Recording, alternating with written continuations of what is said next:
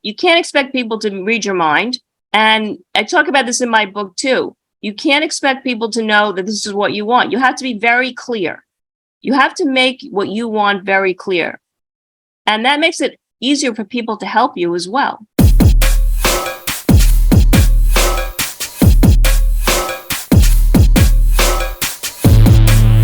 Hello, Profit First entrepreneurs and thought leaders. I am so excited. We have a very, very, very special guest. And I actually met her at WPO, Women Presidents Organization, and she was a keynote speaker there. And her name is Ellen Leikind. And Ellen is the author of this amazing book right here. There's actually a newer edition, but this book is so good that I had put it in like the front of my luggage when I was going on vacation because I was going to read it on vacation. And apparently it either fell out or somebody just couldn't help themselves, but decided to read it for me. But she's the author of this amazing book here, PokerWoman, How to Win at Love, Life, and Business Using Principles of Poker. And Ellen, she's actually a speaker. She's a corporate innovator. She's a published author. And she's also the author of a creator of the system called the Bold System Negotiation Program. And Ellen's mission is to help driven professional women really get what they want and use strategies of poker, even if they've never even played the game. And Ellen has programs for corporate as well as for entrepreneurs, as well as for individuals.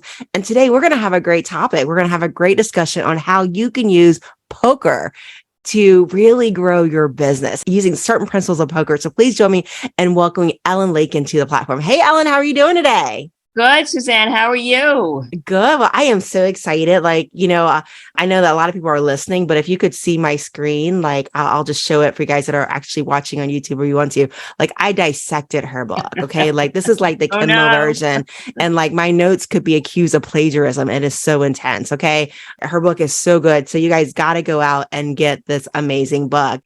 And I'm so excited, Ellen, because today, we're going to break down your book. We're going to talk about principles to help entrepreneurs grow their business using poker. And I'll tell you my story as an entrepreneur, being a profit first person. And you guys know about profit first because you've been listening for a while, you've implemented in your business, but there's a point that you're afraid to take risks, right? You've got those target allocations under control. You're making profit intentional. And suddenly, if I veer a little to the right or left, I might lose, right? And so we play for keeps. So I'm so excited to bring Ellen to our platform today. Ellen, how did you pick this career? How did you get here? Well, I would like to sit here and tell you I intentionally planned it all out, but that's really not the case. My career started in corporate America. I spent 15 years in pharmaceutical and beauty companies, and I launched products in health and beauty. And I loved what I did until one day I didn't. And I decided I was going to take a hiatus and decide what I wanted the next phase of my career to be. And what I started doing in my free time, in addition to taking every course you could possibly imagine, I started playing poker. And I learned the game, believe it or not, from my mother when I was a kid. I was an only child, and instead of baking and cooking after school, we played cards. Not for money, but we played cards recreationally. And I hadn't played in a really long time. I love cards. I love games. So I said, I'm going to start playing poker. And there was one problem. I couldn't find anyone to play with. Because when you think of this game, you think of, a smelly, musty basement with a lot of men.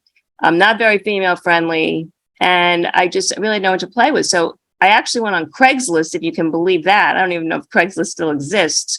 And I found a game in New York. I live in New York, if you can't tell. And I walk in and this woman opens the door. She's about 5 feet tall and she's surrounded by 8 guys. Poker's a boys' club, much like corporate America is, I should say. And I started playing just recreationally. And what happened was I started then becoming a consultant in the infomercial arena. So instead of working for a Fortune 500, now I'm working for, an entrepreneur, different environment, even though I'm doing the same thing. And I started seeing how some of the things that were happening to me in poker were happening to me at work. And I kept seeing this correlation. And then something else happened. And I started getting invited to all these networking poker events. Now, I didn't know networking poker events even existed. Someone invited me to the launch of a new technology, which happened to be Netflix. And at the time, I didn't realize what a big deal it was. They gave me free Netflix for life, which was a perk. But in any event, I walk into this room and there's 90 men and 5 women. And I'm thinking, this is golf all over again. Where are the women? And I went home. I said, I'm going to start a company, Poker for Professional Women. I had no idea what I was doing. I was still working consulting. And I sent out a mailer, an 8.5 by 11, snail mail. Allure magazine was my first client. And I sort of made it up as I went along. And I did it. It was a passion project. This was not a career. I did not set out to make this a career or a business initially. But what happened is over the years, it just picked up a lot of steam because as you started out saying, what makes you good in poker, really, it makes you good in business. And it doesn't even matter if you've ever played the game. You've been playing poker your entire life, even if you've never played a hand of cards, because you experienced at WPO. What's this about? It's about reading other people. It's about getting comfortable, taking risk and understanding, is the risk worth the reward? It's getting over a bad beat on emotionally or a loss on emotionally and moving on. And most importantly, is getting into this mindset of playing to win as opposed to avoid losing. And one is a place of strength and control, and one is a place of fear. So the business has grown, and it started out, it was only women. And the demand, though, came, men wanted into the game. So they wanted into the girls' club this time, right? And so we do corporate workshops, team building, leadership for, women's initiative programs, diversity programs, because the nice thing about poker is that, it's a level playing field. There is no corporate hierarchy at a poker table. You can put the CEO next to the assistant. You start with the same deck of cards, the same chip stack, and you use what you have. And everybody has the same chance to play, to strategize, to win. It's a very long-winded answer to your question, how I started this. Unintentionally, but I'm very glad I did. I love it. I love it. So let's dive in. Let's dive into these principles of poker that allow you to win in business, right? And I know the book deals with love and life too, but today we're going to focus on business, right? Because we all want everybody to make more profit, right? And I'm going to start with just some highlights from the book, and maybe we can talk about some of these principles here. And one of the first chapters is it's about just getting the seat at the table, right? And you talked a little bit about the boys' club.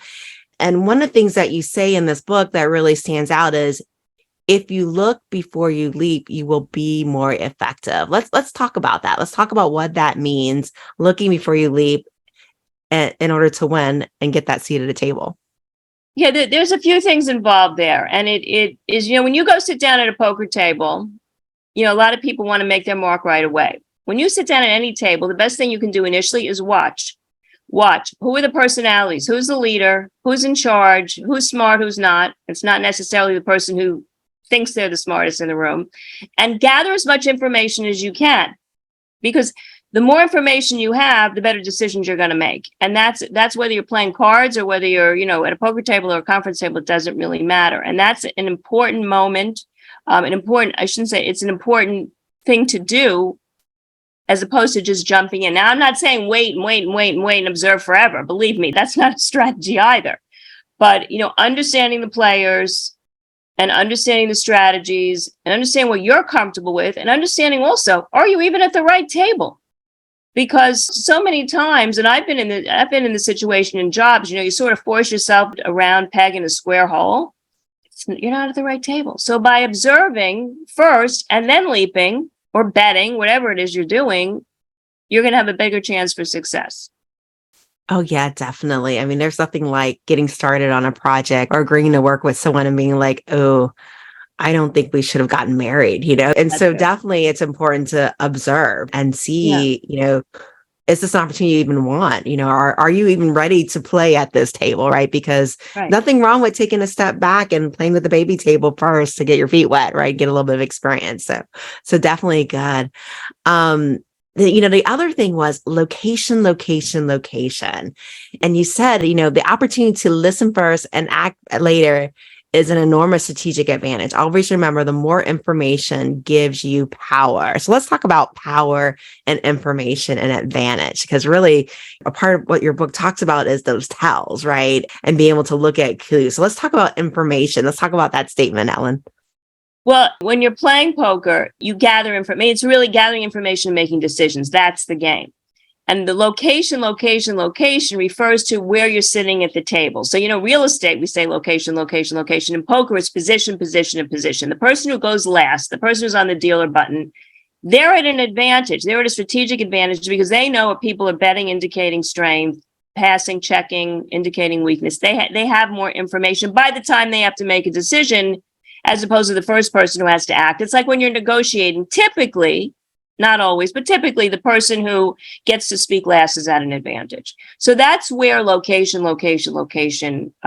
comes from. Now, in terms of gathering information, you want to gather information about why people are doing things, their motivations for doing something, as well as the type of risk taker they are. Are you playing with a crazy, aggressive risk taker who is very hard to read and very hard to navigate and very hard to manage? Or are you playing with somebody who's sitting on the sidelines waiting?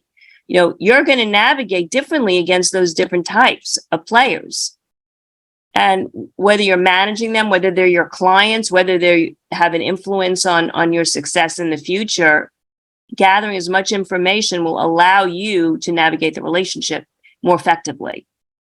Yes. So just like business, and poker, right? It's about, a lot of times people want to play quick, a lot of business owners are quick stars. We just want to get in, win quickly, and just get to that top, right? And a lot of times what's missing is that detail-oriented analysis and understanding where you're at from a platform. And you're absolutely right. It's important to know who the players are, right? And know their styles, especially if you're going to be bidding on a big contract or negotiating something big. So very, very good. The next part is playing to win and not to lose. And the comment that I have in the book that's highlighted, and again, like, guys, I was like studying this. This is good stuff. I was like on airplanes reading this. I was like in waiting rooms reading this everywhere. Okay. And it says, if you're not assertive in the workplace, you're not going to get what you want. If you don't ask for better assignments, you're not going to get them. If you don't ask for a raise, you're probably not getting one either. You have to take the initiative, because if you wait for others to recognize your worth, and this is important, guys, if you wait for others to recognize your worth or reward your competence, you're going to be waiting a very long time. I think that's one of the most important things in the book. Looking back, as you mentioned, we have a revised edition, but that is really a key component. So I'm going to go back to the initial part of the question, playing to win as opposed to avoid losing. So I touched on it briefly. It's really what place of power versus fear. If you're playing to win in poker, you get every chip in the room. You're not just preserving your stack. So understanding that nobody is waiting to give you more money. Nobody went to bed and said, you know what, I'm going to give Susanne some more money next week because she's fabulous. I mean, does anyone ever do that to you? I think everybody should give Susanne more money because she's fabulous. Yes, but now you've said it. Now you've asked for the money. You did the ask. And, it took me a very long time. I grew up with that mindset that you had to be, my family was like this. You really have to be proper and play by the rules and behave and do the right thing and don't offend anybody and don't seem like you're bragging too much. I grew up like that. I was like that. I was not always bold. It was a progress. It took time for me to get here. But this is really an interesting story. When I was a assistant manager, I was a product manager at a big drug company, and there was the position above me was available, and I wanted the promotion. And there were three of us. There were three of us at the same level that could have gotten that job. And I went to my boss, who I did not like at all. And she wasn't really crazy about me either. And I said, do you think there's a chance that I'm going to get the promotion? And she looks me dead in the eye and she says, well, did you ask for it? And I thought she had two heads. I'm like, who would have to ask for promotion? They know I want a promotion. I said, no, I didn't. Everyone knows everyone wants a promotion. She just looked at me. She said, you better go ask for it. I didn't. And I didn't get it. And I still didn't understand what she was talking about until about 10 years later, when I realized that you can't expect people to read your mind. And I talk about this in my book too. You can't expect people to know that this is what you want. You have to be very clear. You have to make what you want very clear. And that makes it easier for people to help you as well, right? Oh, I know what Susanne wants, so now I can help her. So the clarity of knowing what you want and then making it very clear, and you're not going to offend anybody. And if you do, so what? Big deal. Not everyone's going to like you. Most people will. Not everybody will. And unfortunately, when men are very aggressive and ask for what they want, they're seen as bold and confident. When women do it, it's often perceived as not as favorably. And that's just science. I mean, that's not my opinion. That's what we read about in a lot of the studies that we've seen over the years. So, but you have to do it anyway. I love that. You And got that's to getting, ask. yeah, I mean, you've got to ask and getting into a winning mindset. Everything we do, poker, business, negotiation, whatever it is, 50% of it at least is mindset. If you go in thinking, I'm not going to get it, I'm not worth it, no, no, no, no, you're not going to get it. You're already negotiating against yourself. You're betting against yourself. And really the best bet you can make is on you. You have to bet on yourself. And that's playing to win. Amen to that. You got to ask for it. That is such great advice. And, there are too many entrepreneurs, especially in the beginning of their career, they set up shop and they're like, obviously I'm the best at something, right? And they're like, nobody's calling on the phone. Nobody's ringing a doorbell. You got to ask for the sale. You got to show that you're good. And then you got to knock on the door and say, hey, are you ready to sign? You have to ask for the sale and ask for the opportunities that you want and reach bigger. Yeah, you have to reach bigger. You have to reach bigger. And it is scary when you're an entrepreneur. It is, you just don't know what's going to happen. But and you have to be selective risk taker. We talk about this in our corporate programs. We do a poker personality quiz, which you participated in. And there's a difference between being selectively aggressive and recklessly aggressive. So recklessly aggressive just spends, and they sort of hope for the best. But selectively aggressive is saying, okay, of all the things I can do, this is worth the risk. I'm going to do it. And that's also a key component here is to pick one or two things, not 20, because that's piddling away your stack. A little here, a little there, a little there. You're going to really see no results anywhere. So be selective and pick where the risk is worth it. That's what I have found working. And, there were times I did do a piddle here and there. And I'm like, at the end of a year, I said, what did I get from that? Absolutely nothing. Very, very good. Now, this next part, Ellen, when I read this part of your book, I was like, ooh, I don't know. But it was called Perception is Everything. And what it talks about is about appearance, right? Appearances can be deceiving, but also about us and appearance. And it's so different because, in this world that we live in now, I mean, the styles have changed. Like I remember 10 years ago, you wouldn't go to an interview with a nose ring. And now every admin is showing up to their interview, if they're below 30 with a nose ring. It's just what's happening now. But we talk about in this book, make sure you're projecting the image you want. Look the part, dress the part, and act the part, and people will perceive the image you are trying to project. Look beyond the obvious to truly understand other people. Modify your image if you're not getting the results you want. This is tricky. Let's talk about that. Perception is everything. Sadly, it's true. I mean, perception is reality. And that's the bad news. The good news is you're in control of the perception. If you like the way you're perceived, then you keep doing what you're doing. And if you don't, you have the ability to change it.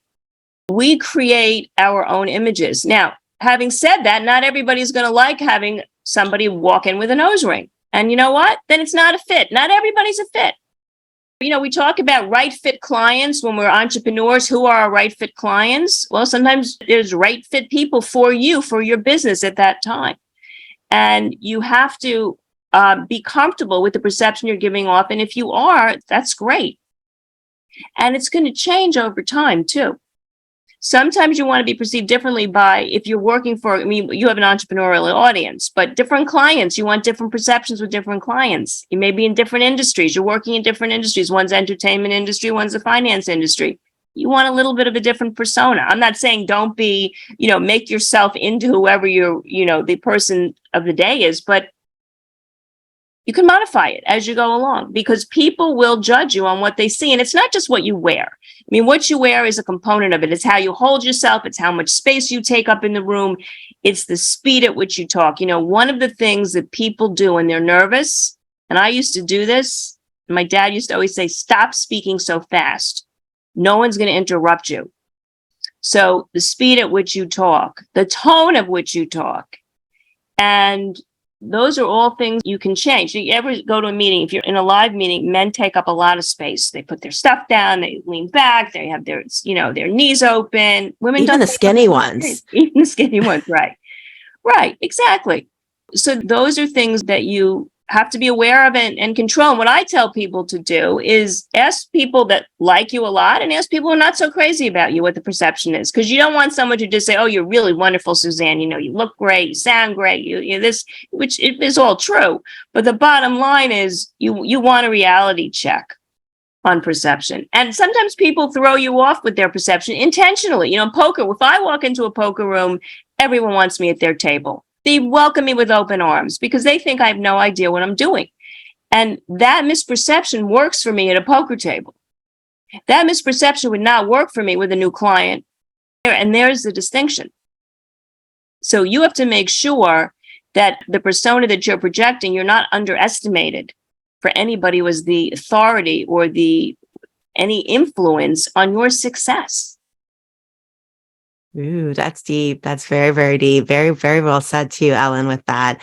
And I like the fact that you said you can always change your perception. You're not glued to that. So if you've started out in a way and it hasn't worked for you, you can change that, right? You can change that. You can, match your audience. If you're obviously bidding on a government contract, you're going to want to be very, and I don't want to say slow in speech, but you want to be very proper, very not regular, authoritative in your speech, right? Is versus if you're going to be talking to people that are in maybe a .com industry and they've got their younger crowd and they've got more excitement, you're going to lift it up some. So very good about being able to change that perception and looking at what your audience needs, right?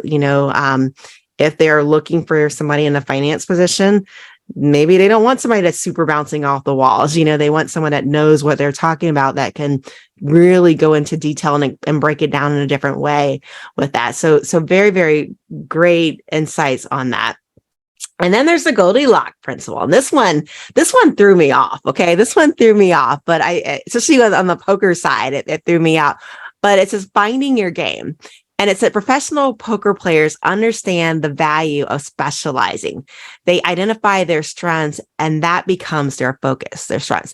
They understand that it's much easier to improve what you're innately good at than it is to bootstrap your way to competence at something that's a struggle. If you're going to be good at everything, you're most likely not going to be good at anything and you'll be exceptionally frustrated. Ooh, the jack of all trades.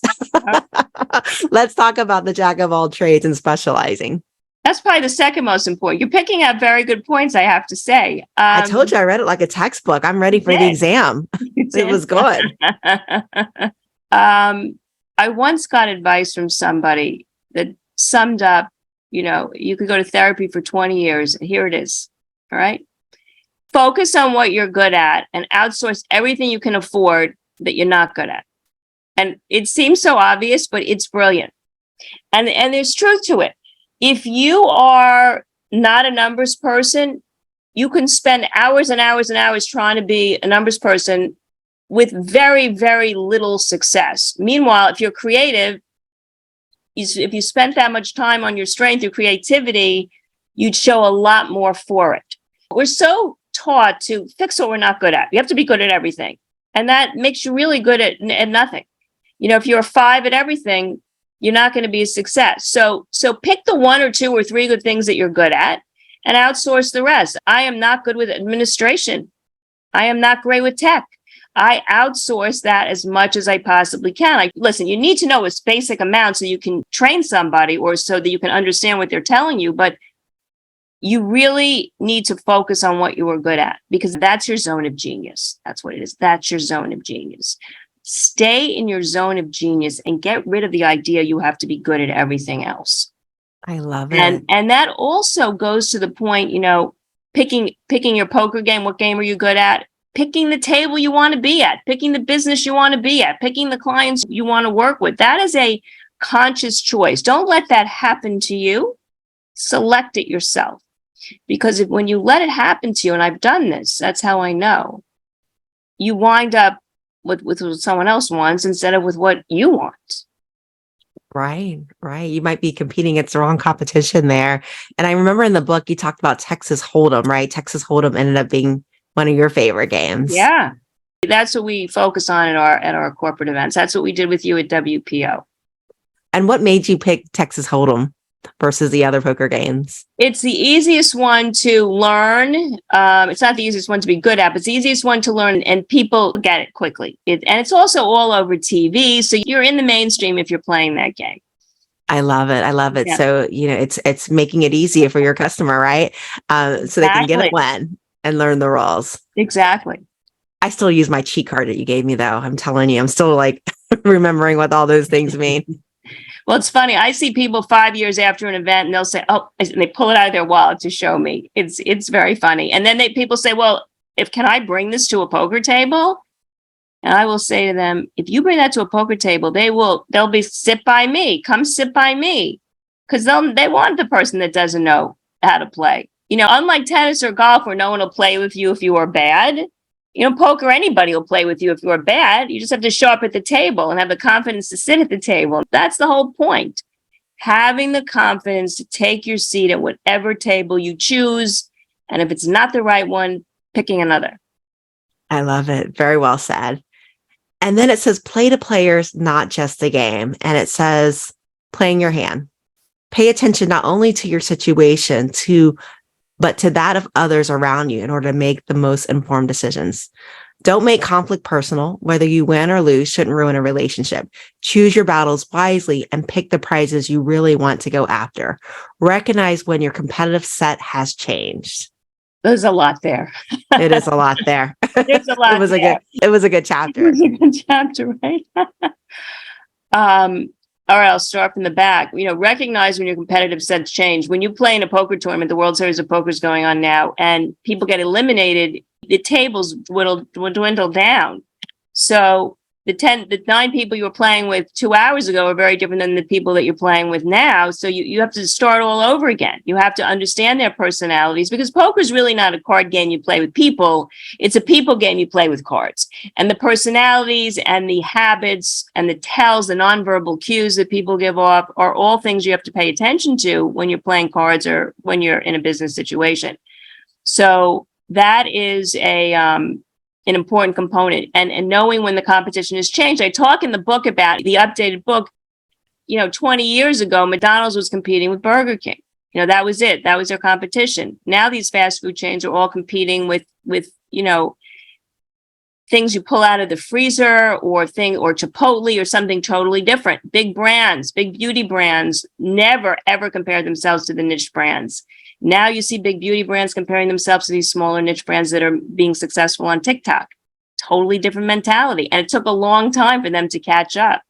So you have to recognize when your competition has changed and change accordingly. I love it. And this brings us to the next one. This is probably like my all-time favorite of all the chapters. Oh. The chapters were all so good. Okay. Maybe it was just the light point that I was going through at the time, but it says, don't fall in love with your cards. And it says, when you're playing your hand, if your good-looking cards don't seem viable, you have to get rid of them. And I'll say it again. When you're playing your hand, if your good-looking cards no longer seem viable, you have to get rid of them. Don't get emotionally attached to them. Remember, looks can be deceiving. Well, that goes so far in so many directions. But yes, so here's the principle. When you are playing poker, sometimes you'll get 2 cards that look really good together. For example, there's a hand, it's called Big Slick, Ace King. Right, so say you have an ace and a king. Now, an ace and a king, especially if they're the same suited, looks really good. It's really good. 2 high cards are suited. You get a flush, you get some high, you're straight, you can get some high pairs. When the cards come out on the table, if you don't pair up your ace and your king, you have nothing. Bottom line, you have nothing. And it's very hard for people to give up those nice looking hands because they look good. It's like a good looking person that you're attracted to. It's like a product in business that you may fall in love with because you like it personally. Those are things that you fall in love with. I worked on a project. This is an interesting story. When I worked for a big beauty company, and they brought me over from a pharmaceutical company to bring a sun care product from Europe to the United States. And I knew after 2 weeks, this was not going to be a hit. It was going to be a disaster. They didn't have enough formulations. And they were too slow. They were just too slow to the market. And it was a 0 win. So after a few months, I went to my boss. I told him I could have lost my job, but I said, this is just not a good idea. It's not a good use of resources. I said, well, it's the CEO's pet project. And we've already spent an exceptional amount of money on, research and development. So let's just wait and see. Let's just, check it out. 2.5 years later, they killed the project. Once there's time, money, emotion, and energy, those are the 4 things I find it becomes very difficult to move away from something. So it's better once you recognize it's not a win, get out, lose as little as possible. There is no shame in folding. There is no shame. We've been conditioned our entire lives. Keep trying, do whatever you have to do, whatever it takes. You can do it. You can do it. And that works with certain things, but it doesn't work with everything. And you need to evaluate and say, really, is this going to happen? And if it's not, cut your losses and go on to something that has a much better chance of success. I love that. And this is so important too. I think of Blockbuster Video versus Netflix, and I hate Blockbuster. I had so many late fees with them. I can never get it in by noon. Okay. Never get it in by noon. And, Netflix is like, okay, borrow the CD and return it whenever you can. You just can't get another one until you turn it back in. And eventually I said, forget the CDs. We're going to go to streaming. And Blockbuster goes, no way. We're going to keep doing DVDs. But it's all about sunk costs, right? Let's do a little accounting, right? Because we're a profit first channel. Let's talk about that. Yeah. Sunk costs. Sometimes you just have to walk away. It's knowing when you have sunk costs, when it's just not going to work. I absolutely love that chapter, Ellen. Yeah. Yeah. And you see that, at a poker table, somebody plays a hand they shouldn't play. See this all the time. They have a pretty hand like a king and a 4 of diamonds, one, same suit. And they get a 4. The 4 comes out. So now they have a really low pair, which is not a really good hand, but they already have their money in. And they say, well, maybe this will happen. Maybe that'll happen. And they just keep throwing good money after bad. And, on the rare occasion, they'll get it. They think they're a genius. But 9 out of 10 times, it's a losing proposition.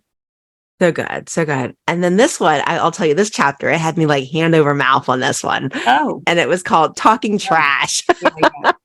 Yeah. And this was so interesting because I think sometimes, especially as, I don't know if it's a female business owner thing or if it's just, like people that just look on the sunny side like me sometimes, but, just acknowledging that it happens, you know what I mean? And Ellen, let you go ahead and talk about what talking trash is. Yeah, sure. Yeah. Trash talk is when you are sitting, it can be a poker table or a conference table, any table, and somebody says something to try to throw you off your game. So if you're at a poker table, somebody may say, you're thinking about what to do with your hand. They see you're thinking like, oh, come on, Ellen. Or then may not know my name. Come on, play with me. I don't have anything. It'll be fun. Just play with me. Or you better fold. I'm going to beat you. That's designed to get into your head. Another example, you're negotiating with somebody. And you're making some really salient points, doing a great job. And all of a sudden, they stop you and they say, oh, my daughter scored a goal in soccer last night. She was really excited.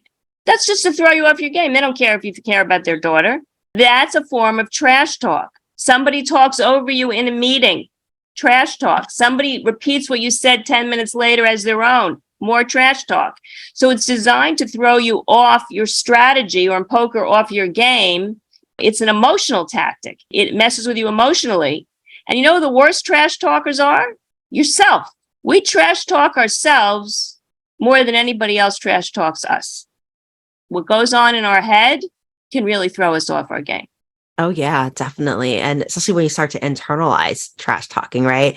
Yeah. And I think this had me hand over mouth because, I guess I never acknowledged how much it actually happens, out there. And there are people that you meet in business or you work with and they'll say something and it's like, oh, like, let me change that for you. But then you realize that maybe they're just knocking you off your game, right? Maybe they're, they didn't like that color blue or they didn't like this. And suddenly you feel like you're on a hamster wheel to make them happy, but maybe it's a game. Yep. Yes. It happens a lot. It's a very common tactic. No, you just have to sort of sit back and say, to what your point before, Susanne, is this a tactic that they're using or is this valid? And sometimes sometimes you don't. And if it's the same person over and over and over again, you begin to know who's a trash talker. Whether you're, I know when I play, we have a game every Friday night virtually, and there's a couple of trash talkers. And now you know who they are. And the people that you work with, the clients that you work with that are trash talkers. And they tend to be very good negotiators too. The best trash talker I know is a great negotiator. Oh, yeah. They make you think that the things that you're offering should be free, right? It's a commodity. Yes. That's what happens, right, in sales. Like, oh, is that all you do? And so what I got out of it is it's important to acknowledge that trash talking exists. But the key is don't take it personal. You're right. Exactly right. Do not take it personally. It's very hard to do that. You could say, yeah, but do not take it personally because they're doing it. It's a tactic. It's an intentional tactic that they're using. I love this. And then the last topic I'm going to talk about, you guys are just going to have to read her book. It's just an amazing book. It's Motivation, Yours and Theirs. And it talks about here, this is the part that I really love. Remember that poker is a game that is constantly changing. So what motivates someone now may completely be irrelevant later on. Well, we know that's true since COVID. It was all about money, status. How big is my office? That was a big motivator for people. Where can I travel? Where can I eat? Big things. Now it's more about flexibility, security, consistency, right? People's motivations change over time. We talk about this in our workshops. Everybody wants more money. Let's just take money out of the equation. So what else can you give when there's no money? You can give status, you can give security, you can give a title, you can give recognition. What's important to the people, and it's going to be different based on the people. And that's why it's so important to understand personalities. And poker actually really allows you to learn about different people. You have to be observant. And, some people are at the poker table because obviously everyone wants to win some money, but some people are there to kill a few hours. So they look at it, if they lose a few $100s, it's entertainment. Or some people are there because they can't pay their electric bill and they really need the money. So motivations are very different, and they will continually change throughout your career, especially as an entrepreneur too. Your motivations are going to be different the longer you're in the business. Sometimes it's just get as big as I can get. Sometimes it's, I just want to be as profitable as I can be. Sometimes it's, I don't want to kill myself, but I still want to make a living. Sometimes it's, I want to sell my business. Different motivations, and recognizing it's okay, to change. I think one of the hot topics is about recruiting the best and brightest now. And I think, Ellen, this is key to recruiting the best and brightest. You have to look at, what does this person really want? And sometimes they're going to tell you when you ask them what makes you happy. Sometimes they're not. You're going to have to dig that out. Like, what are you looking for in your next job? What would make you say yes? And it's really about, if you want to attract A players, you got to give them what they want. Yeah. I wish I could give the person credit because I cannot remember her name. I was reading a LinkedIn post today about Gen Z and what's important to them. And it was three things. It was flexibility, sustainability, and responsibility. So, and not responsibility to the organization, responsibility to the community. And, sometimes that doesn't necessarily mesh with the business. So that's another challenge, giving people what they want, enough of what they want, but also recognizing there is a main goal of running a business. But I'm sure that's an entire discussion on its own. Yes. And Ellen, there was one more that I just had to touch on. And I know I promised you it was the last one. That's okay. But this is such a powerful lesson. It's called Making Your Move. And in the book, it says in this chapter, when we are fearful, we are sabotaging our dreams. Make a move to increase your chance of winning. Avoid fear of failure. The worst thing you can do is nothing. Recognize the importance of timing, but don't wait for the perfect moment. Be selective. Patience is indeed a virtue. This is deep. Yeah, no, making a move. There is no perfect time. I think anybody would agree. If you wait for the perfect time, you'll wait yourself into oblivion. So understanding when you're going to have to make your move. In poker, we had things called blinds. These are force bets. They're like antes. And the blinds, you have to put in every eight hands. And the reason you have blinds is because people could sit there and fold, and you'd be there forever. Okay. So it sort of forces you to make a move. And you just have to look at the statistics. You have to look at the upside, the downside, the risk, and go, because it is true. The worst thing you can do is nothing, because that goes back to what I said before. If you do nothing, somebody will do it for you, and you will wind up in something that you are not happy with. Oh yeah. So, and realize it's progress, not perfection. If you go in and it's mediocre, then you'll just make it better. But if you never go in, it's never going to be better. And part of it is fear-based. And the other part of it is people don't want to look like a failure. They don't want to, but she did it. She didn't get it right. She didn't get it right. Big deal. You know how many people don't get things right? I mean, I've had many wrongs in my business. So true. So true. I love Kenny Rogers' song, The Gambler. He goes, every hand's a winner, every hand's a loser, right? Yep. You just have to to make a move, right? Because it can turn at any time. You're absolutely right with everything. Yeah. There were so many valuable lessons in this book, guys. You definitely have to read it. Like I just touched on it. There was so many great life lessons too, including, there was one that I really loved too, and it was about, how you handle disappointment, but you guys are gonna have to read the book to find out more about this. It was so good, so juicy with that. And, but one of the questions I love to ask our guests, Ellen, is if you could leave our viewers and our listeners with one piece of advice as we close out, and it could be personal, it can be business. What would that piece of advice be? I would say be very clear in what you want and just go. Don't overthink it. I love it. That's a key component for everybody. People are always waiting. And I was that way too. But then at some point, you have clarity and movement. I love it. I love it. Now, Ellen, how can our viewers and listeners, how can they reach you? How can they find you so they can work with you to learn more about becoming a poker diva? How do we get in touch with you? You can email me. I can give you my email. Perfect. I'll go ahead and take Ellen's email address and I will put it in our show notes so you guys can, when you get to a safe place, we don't want any wrecks on the road. I know this is really juicy information. Right. Juicy nuggets that you guys just got here. I mean, like we're talking about tripling the size of your business. This was like such good juicy nuggets here.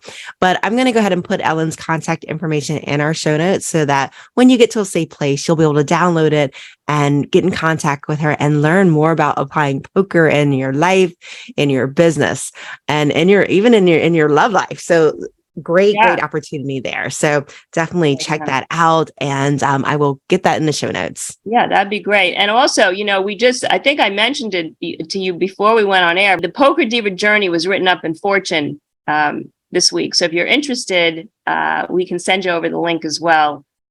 You can learn a little bit more about the entrepreneurial journey of Poker Divas. Absolutely. I will add that to the show notes too for you guys to read. Thank you, Ellen, so much for joining us today and teaching us about applying poker in our business. And guys, by the way, this is the book that you want, The PokerWoman. So definitely check this out. I will also put the link to her book. By the way, it was sold out. I think I had to wait like 3 weeks to get this copy after the guy in the airport stole my book. So you want to get your order in now, right? But I will put the link in to Amazon so that you guys can order her book too, because it is an amazing book. And like I said, because of our time, I didn't get to go through all the juicy lessons, but thank you so much, Ellen, for your time. Thank you, Susanne. This was great. It was great to talk to you. And thank you for being so fastidious in what you picked up from the book. I love that you picked up these juicy nuggets and that they were valuable to you. So appreciate that. Thanks for sharing your wisdom.